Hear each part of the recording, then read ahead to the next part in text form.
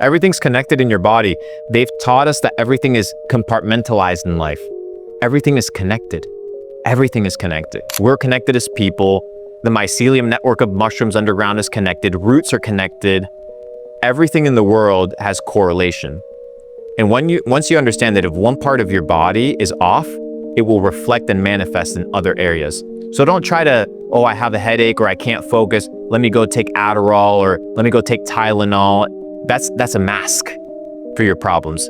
Find the root cause and you'll find help. Peterson has a quote, something along the lines of, well, if you want to quit alcohol, that's pretty hard because alcohol is pretty good. So you need to find something a hell of a lot better than alcohol to stop doing it. Where have you kind of found that replacement in your life, and has quitting smoking weed been hard? Yeah, I mean, that's a great quote. I would have to agree with it, because you don't just want to cut something out, you want to replace it. Many times when I would pick up a joint, smoke it, it was because I had idle time. You know, I had free time and my default was to go smoke a joint.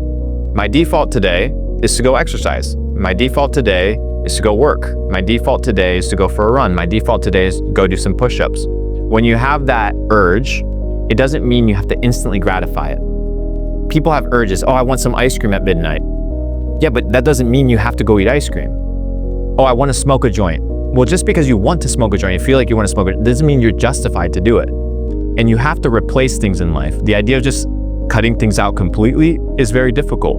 Replace it, lean off of it, go through a process, but realize that an idle mind is the devil's workshop. If you create so much space and time to not do anything, then you'll find yourself getting in trouble. Get busy, stay occupied, work hard, be diligent. When you go to bed, a man of God should go to bed exhausted, fully tired out, not in bed jerking off, watching porn because that's their fucking default. No, that's not the process of a man. A man is designed to be productive. A man is designed to work. A man is designed to level up. So when you create idleness, laziness, and you create space for your mind to just wander, many times if you're addicted to certain things, you will go back to old tendencies.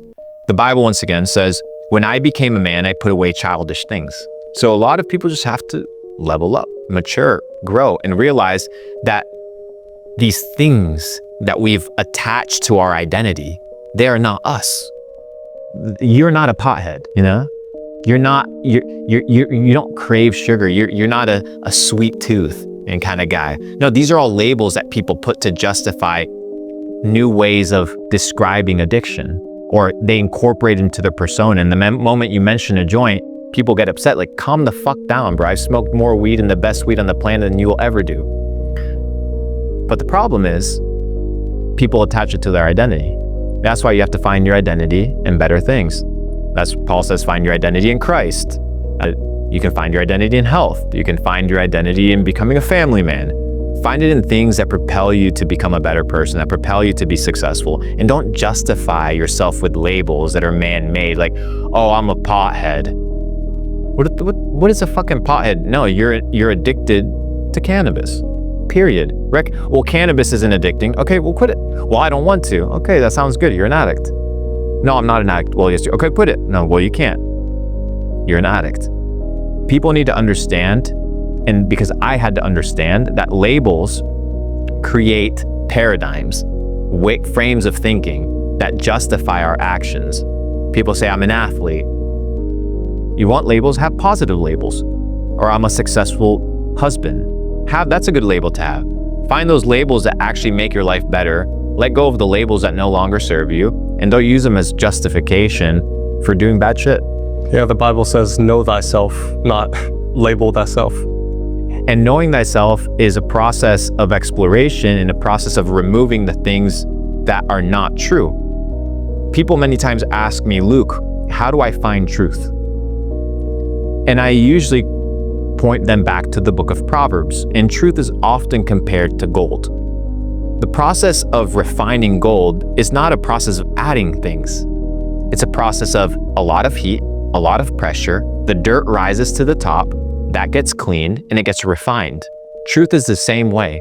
It's not about adding things. It's about removing, going to the root layer and knowing thyself. Marcus Aurelius said it, and when he said it, it was this understanding of most people have adopted labels, that have been given to them. Like, you are not your name. If I ask you, who are you? Oh, well, I'm Jack. I'm from this place. This is what I do. No, those are all labels. And I didn't ask you where you're from. I ask you, who are you? And most people get shell-shocked at that question because most people have never asked themselves that question. They've just adopted labels from other people to construe this image of who they are supposed to be. And many times it's very warped because the images of what we're fed, of what it means to be a man, what it means to be a woman, what it means to be a father, what it means to be a wife, a son, a daughter, have been fed to us. It's very important to explore truth. It's very important to, when truth talks to you, to listen. Because if you want truth, and most people want truth, that's why they're watching this podcast. A lot of people like to live in delusion, but people watching this content, they're looking for truth. Truth will many times challenge you to get rid of parts of your life in order to win. And once you're confronted with that reality, truth is often compared to as a mirror, where you look at yourself and you're like, wow, I have to change these things. Only a fool would look at himself in the mirror, know that there's something to change, and walk away without changing it, and be stupid. You go to a mirror right now, you have some stuff on your eyes, maybe a little stuff on your face, maybe you need a shave. You're like, oh, the truth is telling me that this is what I need to do. Most people in real life, they just walk away, ignore it. The man that realizes they need to become better, that they need to level up, that they need to adapt, look at those things and they change. Why? Because they love themselves and they want to do what is best for them.